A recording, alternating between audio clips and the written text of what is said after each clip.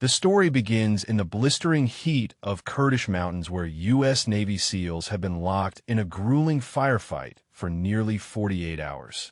Ammunition was running low. Communication lines were shaky and morale was starting to crack.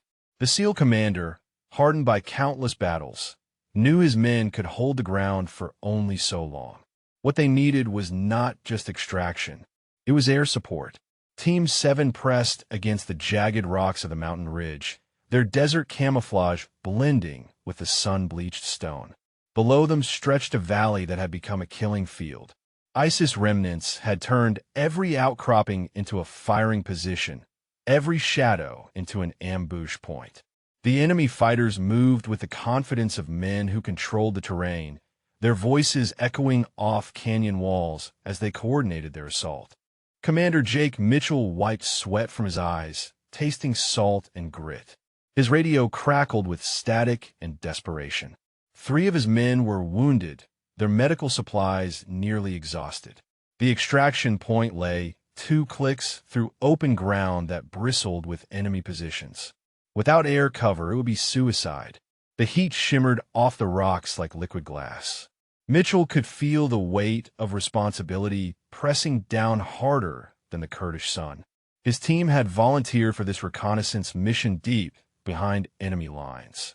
Intelligence had suggested minimal resistance. Intelligence had been catastrophically wrong. Suddenly, over the crackling radio, a voice came through, calm, steady, and razor-sharp. "This is Reaper. I have eyes on your position. Sit tight. The sky is yours." The SEAL commander froze. He had heard that call sign before. Reaper. It was not just a name. It carried a reputation. Stories of Reaper had spread across units like whispers of a legend. Some said Reaper could thread bombs through the eye of a needle. Others swore that entire platoons owed their lives to the pilot flying under that call sign. Within seconds, the unmistakable roar of an A-10C Thunderbolt II filled the valley. Its engines cut through the chaos like a promise of survival. The SEALs pressed flat against the dirt, looking up to see the aircraft banking low, its wings catching the harsh mountain sunlight. Then came the sound that enemy fighters feared most, the growl of the GAU-8 Avenger cannon. The ridgeline where ISIS remnants had pinned Team 7 erupted in fire and smoke, precision, brutality, control. Every round seemed to hit exactly where it was needed, carving out breathing room for the pin team. Over and over, Reaper swept in, clearing paths, buying seconds that turned into minutes, and minutes that meant survival. When the dust finally settled, silence hung heavy over the valley. Commander Mitchell gave the order to regroup. His men, still catching their breath, stared skyward as the A-10C circled once more, almost like a guardian, making sure they were safe. Then Reaper's voice broke through again. "You are clear. Get your men out. I will watch you until you are gone." The words carried no bravado, no showboating, just professional competence delivered with surgical precision. The ISIS fighters who had controlled the valley moments before now scattered like shadows. Their coordinated assault had been dismantled by a single aircraft operating with mechanical efficiency. Machine gun nests that had dominated key approaches were reduced to smoking craters. Sniper positions carved into the mountainside lay silent and abandoned.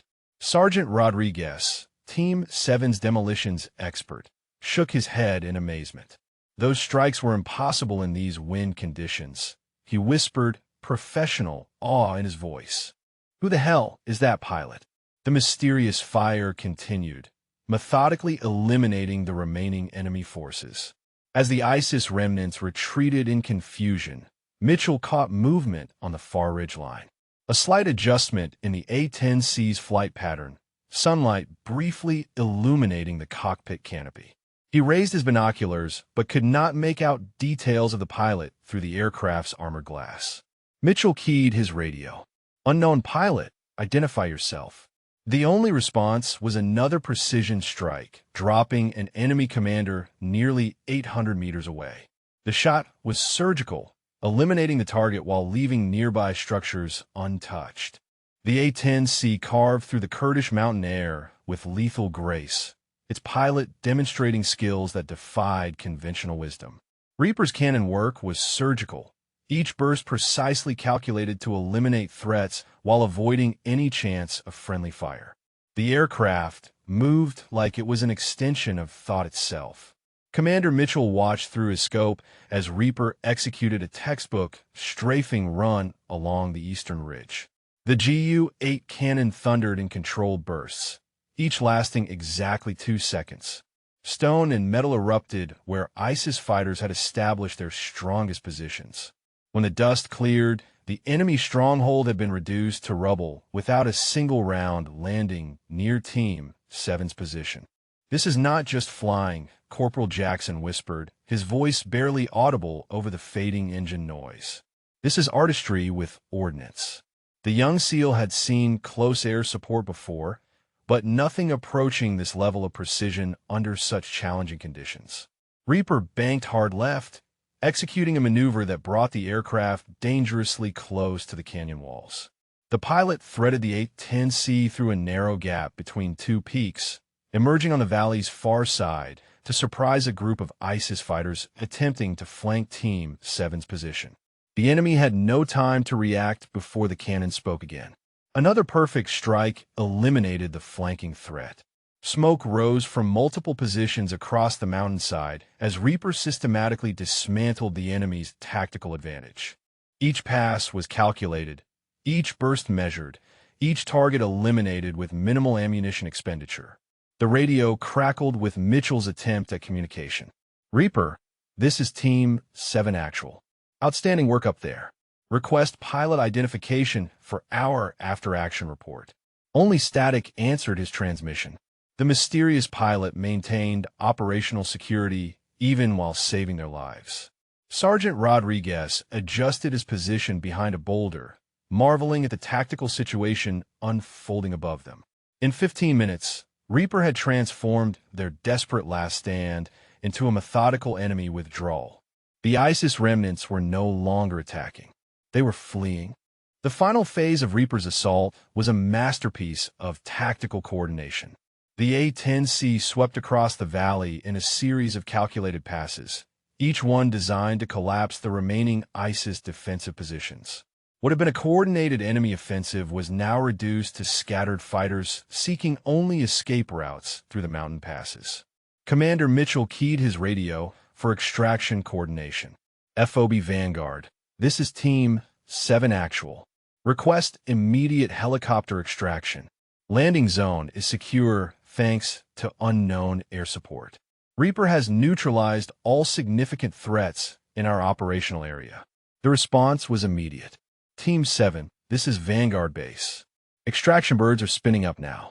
ETA 12 minutes to your position. Maintain current location and prepare for pickup." Above them, Reaper continued patrol circuits, the A-10C's distinctive silhouette visible against the harsh mountain sky. The pilot maintained overwatch with professional dedication, ensuring no remaining enemy fighters could threaten the incoming extraction helicopters. Sergeant Rodriguez began preparing smoke markers for the landing zone, while Corporal Jackson provided security. The wounded members of Team 7 were stabilized and ready for transport. What had seemed like certain death just an hour earlier was now an orderly extraction operation. The radio crackled once more with Reaper's voice. "Team 7, I have visual on your extraction birds approaching from the southeast.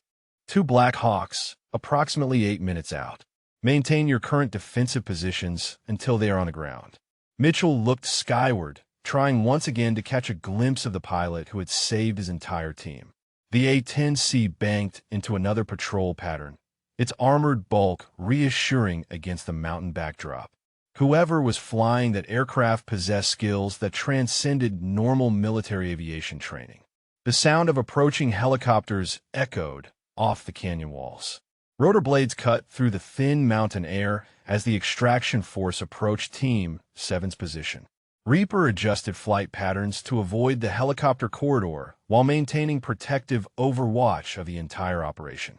The Blackhawks descended into the valley like mechanical eagles, their rotor wash kicking up clouds of dust and debris across the improvised landing zone. Commander Mitchell watched Reaper execute a final protective sweep, the A-10C positioning itself between the helicopters and any remaining threat vectors from the surrounding ridgelines. Team 7 moved with practiced efficiency toward the extraction birds. The wounded were loaded first, followed by equipment and classified materials recovered during their reconnaissance mission. Every movement was covered by Reaper's vigilant overwatch, the mysterious pilot ensuring complete security during the vulnerable extraction phase. Sergeant Rodriguez helped carry the team's communications specialist aboard the lead Black Hawk, while Corporal Jackson provided rear security. The entire extraction took less than 4 minutes, a testament to both the SEAL team's training and Reaper's protective air cover, eliminating any possibility of enemy interference. As the helicopters lifted off from the valley floor, Commander Mitchell secured his headset and attempted one final radio contact. Reaper, this is Team 7 Actual departing the operational area. Request your location for proper recognition and debrief coordination back at FOB Vanguard. The response came through clear and professional. Team 7, glad you're all heading home safely. No recognition necessary. This is what we do. The transmission ended with characteristic brevity, leaving Mitchell with more questions than answers about their mysterious guardian angel. The A-10C maintained escort formation as the Black Hawks climbed toward cruising altitude, threading through mountain passes toward FOB Vanguard. Reaper's aircraft stayed with them until they cleared the most dangerous terrain, only then breaking off to return to whatever base had launched this impromptu rescue mission. Through the helicopter's window, Mitchell watched the A-10C bank away into the distance, its pilot having accomplished something extraordinary. Not just tactical air support, but a demonstration of flying skill that bordered on the supernatural. Whoever Reaper was, they had just saved 8 lives with precision that would be talked about for years. Hours later, when the battered Team 7 finally returned to FOB Vanguard, the debriefing turned into a mystery that consumed the entire base. Commander Mitchell sat across from his intelligence officer, struggling to explain what had happened in those Kurdish mountains. The after-action report read like something from a tactical training manual, except no manual covered pilots who operated with supernatural precision. The medical bay buzzed with activity as corpsmen treated the wounded SEALs, but conversations kept returning to the same topic. Who was Reaper? The base personnel database showed no pilot assigned that call sign. Flight operations had no record of an A-10C deployment to their operational area during the time frame in question. Sergeant Rodriguez cleaned his rifle in the team room, still shaking his head at what he had witnessed. I have seen close air support from every branch of service, he told Corporal Jackson. Marine Harriers, Navy Super Hornets, Air Force F-16s. Nothing comes close to what Reaper did up there today. Jackson nodded agreement while checking his gear. The precision was inhuman, threading that A-10C between those mountain peaks, placing ordnance within meters of our position without a single error. Whoever that pilot is, they just redefined what air support means. Commander Mitchell finished his preliminary report and walked outside to the flight line. FOB Vanguard hosted various aircraft, but no A-10C Thunderbolts were stationed there permanently. He scanned the horizon, half expecting to see Reaper's distinctive silhouette approaching for landing and proper identification. The base intelligence officer approached with a classified folder. Commander, I ran every database we have access to. Call sign Reaper does not officially exist in current operational records. Either this pilot is operating under deep cover classification, or we just witnessed something that never happened according to official channels. Mitchell knew what he had seen. 8 members of Team 7 owed their lives to a pilot whose identity remained completely unknown. The mystery deepened with each passing hour, but the results were undeniable. They were alive because someone extraordinary had been watching over them. The unmistakable sound of twin General Electric turbofans announced Reaper's arrival at FOB Vanguard 3 hours after Team 7's extraction. The A-10C Thunderbolt II approached the runway with the same precise control that had saved lives in the Kurdish mountains. Ground crews scrambled to clear a parking area as the legendary aircraft touched down with textbook precision. Commander Mitchell dropped his coffee cup and sprinted toward the flight line, followed closely by every member of Team 7 who could still walk. Word spread through FOB Vanguard like wildfire. The mystery pilot was finally here. After hours of speculation and database searches, they would finally meet the person behind the call sign that had become legend in a single afternoon. The A-10C taxied to a stop near the main hangar, its engines winding down with mechanical precision. Steam rose from the aircraft's surfaces as hot metal met the cooler evening air. Sergeant Rodriguez and Corporal Jackson flanked Commander Mitchell as they approached the aircraft, their curiosity overriding normal protocol. Ground Crew Chief Master Sergeant Williams approached the aircraft with his standard post-flight checklist, but even his experienced demeanor showed signs of anticipation. The pilot who had just executed the most precise, close air support mission anyone had witnessed was about to emerge from that cockpit. The canopy cracked open with a hydraulic hiss, releasing the pressurized cabin atmosphere into the mountain air. Slowly, methodically, the pilot began the shutdown procedures that would secure the aircraft. Every movement was deliberate, professional, unhurried despite the growing crowd of military personnel gathering around the A-10C. Team 7 stood at respectful attention, waiting for their savior to emerge. Other FOB Vanguard personnel joined them, creating an impromptu reception committee for the pilot who had achieved the impossible. The mystery that had consumed the base for hours was about to be resolved. Commander Mitchell felt a strange mixture of anticipation and respect. Whoever emerged from that cockpit had earned something far beyond normal military courtesy.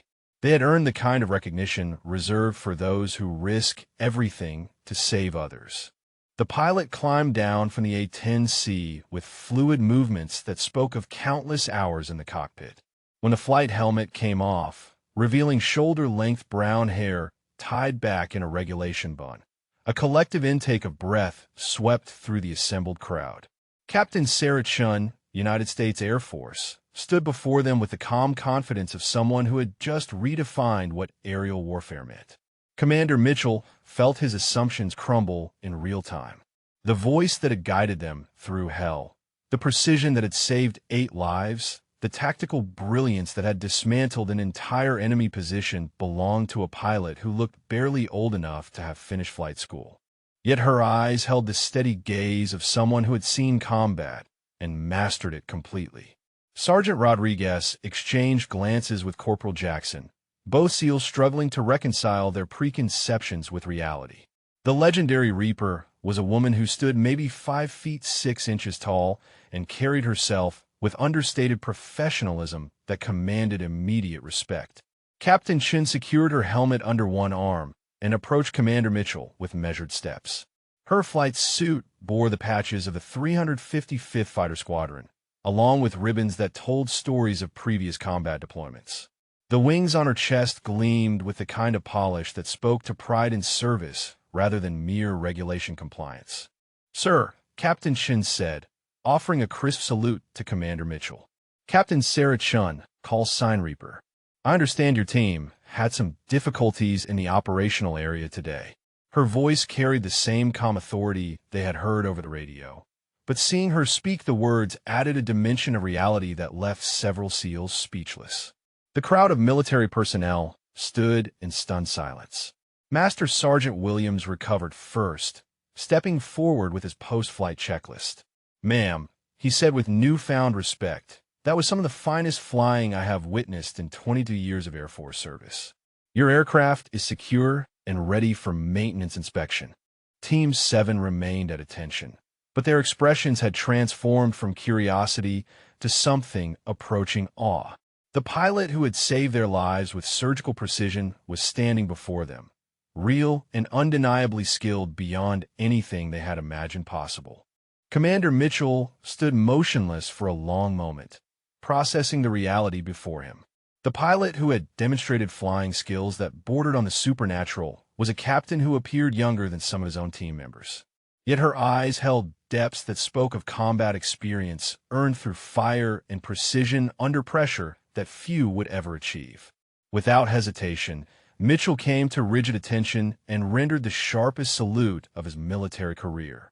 The gesture carried none of the routine courtesy typically exchanged between officers. This salute was forged from genuine respect, acknowledging not rank, but demonstrated excellence that had saved 8 American lives through pure skill and courage. "Captain Shun," he said, his voice carrying across the silent flight line, "Team 7 owes you a debt that cannot be repaid through normal military channels. What you accomplished in those mountains today will be remembered by every man who walked away alive because of your actions." The formality of the moment was broken by the sound of boots snapping together as other personnel followed their commander's example. Master Sergeant Williams straightened to attention. Base security guards who had gathered to witness the mystery pilot's arrival stood taller. Even maintenance crews stopped their work to acknowledge the woman who had just redefined their understanding of aerial combat capability. Captain Chun returned the salute with equal precision, her expression remaining professionally composed despite the unexpected recognition. "Thank you, Commander," she replied quietly. "Your team performed admirably under extremely difficult circumstances. It was an honor to provide support for such dedicated operators." Sergeant Rodriguez felt compelled to speak, stepping forward slightly while maintaining respectful posture. "Ma'am, I have witnessed close air support operations across 3 combat deployments. What you accomplished today exceeded every tactical manual and training scenario I have ever studied. Your precision saved lives that were otherwise lost." Corporal Jackson nodded agreement, his young face showing newfound understanding of what true excellence looked like in practice. "The textbook maneuvers we study in training do not compare to watching you thread that a 10C through impossible terrain while placing ordnance with surgical accuracy. You redefined what air support means." The salute spread through the assembled personnel like a wave of recognition. Sergeant Rodriguez was the first to follow Commander Mitchell's example, bringing his hand to his brow with a crisp precision that marked elite military training. Corporal Jackson immediately followed suit, his respect evident in every line of his posture as he acknowledged the pilot who had saved his life. One by one, every member of Team 7 who could stand rendered salutes to Captain Chun. The wounded SEALs who had been carried from the medical bay on stretchers struggled to raise their hands in recognition of the woman whose flying had preserved their lives when death seemed certain in those Kurdish mountains. Master Sergeant Williams stepped forward and executed a textbook salute that carried the weight of 22 years of Air Force service. "Ma'am," he announced in a voice that reached every corner of the flight line, "I have serviced aircraft for pilots from every squadron and every mission profile. What you accomplished today represents the finest example of airmanship and tactical excellence I have ever witnessed." The base security detail, initially drawn by curiosity about the mysterious 810C landing, now stood at rigid attention. Their commander, Staff Sergeant Martinez, rendered his own salute while calling his team to order. "Present arms for Captain Chun," he commanded, and 8 security personnel executed simultaneous salutes with parade ground precision. Maintenance crews who had been working on nearby aircraft stopped their tasks to join the impromptu ceremony. Technical Sergeant Thompson, the senior aircraft mechanic, wiped grease from his hands before offering his own salute. "Ma'am, your aircraft handling under those combat conditions was nothing short of miraculous. Every mechanic on this base would be honored to service your A-10C." Intelligence personnel emerged from the operations building, drawn by reports of the mystery pilot's arrival. Major Davis, the base intelligence officer who had spent hours searching databases for information about call sign Reaper, approached with newfound understanding. "Captain Chun," he said formally, "your operational security was impeccable, but your results speak louder than any classified file ever could." Captain Chun stood quietly amid the sea of salutes, her expression unchanged by the unprecedented display of respect. When the last hand dropped from the final salute, she addressed the assembled personnel with the same calm professionalism that had guided her through the Kurdish mountain engagement just hours earlier. "Thank you all for this recognition," she said, her voice carrying clearly across the FOB Vanguard flight line. But what happened today was not about individual achievement. It was about Americans supporting Americans in combat. Team 7 needed air support, and I was in position to provide it. That is the mission we all signed up for when we took our oaths of service. Commander Mitchell found himself impressed, not just by her flying skills, but by her character under recognition. Many pilots would have embraced the moment, played up their role in the dramatic rescue. Captain Chun deflected attention back to the team concept that made such operations possible in the first place. The A-10C behind her bore scorch marks from ground fire and dust from the mountain operation, physical evidence of the risks she had accepted to save Team 7. Yet she spoke as if threading an aircraft through hostile terrain while placing precision ordnance was simply another day at the office. Sergeant Rodriguez stepped forward with a question that had been troubling him since the engagement. "Ma'am, if I may ask, how did you know our exact position when we had lost communications with our command element? Your timing was perfect, your situational awareness complete." Captain Chun smiled slightly, the first break in her professional demeanor. "Sergeant, good pilots listen to all frequencies, not just the ones assigned to their mission. When I heard fragmentary transmissions indicating Americans in contact, standard procedure requires investigation and assistance if possible. The 355th Fighter Squadron trains for exactly these contingencies." Corporal Jackson nodded understanding. "So you are not officially assigned to support our operation. You diverted from your primary mission to assist when you detected our situation." "Exactly," Captain Chun confirmed. "Sometimes the most important missions are the ones that develop organically rather than those planned in advance. Team 7 needed help. I had the capability to provide it. The decision was straightforward from a tactical perspective. As the sun set over FOB Vanguard, casting long shadows across the flight line, where Captain Chen's A-10C sat cooling in the mountain air, the events of the day crystallized into something larger than a single rescue operation. What had unfolded in the Kurdish mountains was a demonstration of how excellence transcends every barrier that military culture sometimes creates. Commander Mitchell walked alongside Captain Chun toward the operations building, their conversation continuing the professional dialogue that had begun over hostile terrain. Behind them, Team 7 followed with newfound respect that had nothing to do with gender, rank, or preconceptions, and everything to do with witness competence under fire. The story would spread beyond FOB Vanguard within hours. Sergeant Rodriguez would tell it in mess halls across 3 continents. Corporal Jackson would share it with recruits who needed to understand what true professionalism looked like in practice. Master Sergeant Williams would reference it whenever young pilots asked what separated good aviators from legendary ones.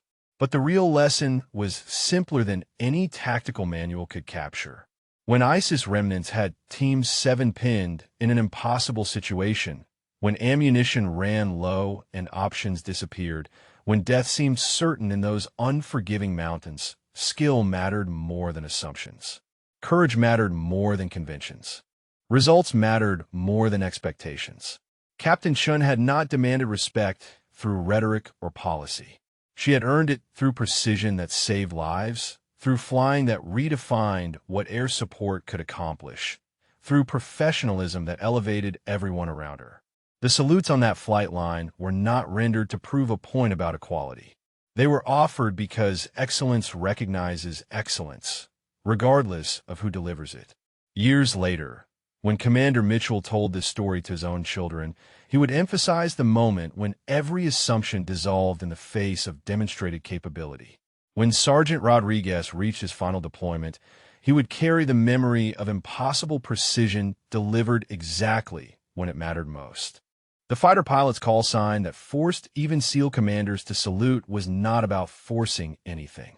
It was about earning everything through skill, courage, and the quiet confidence that comes from mastering your craft completely.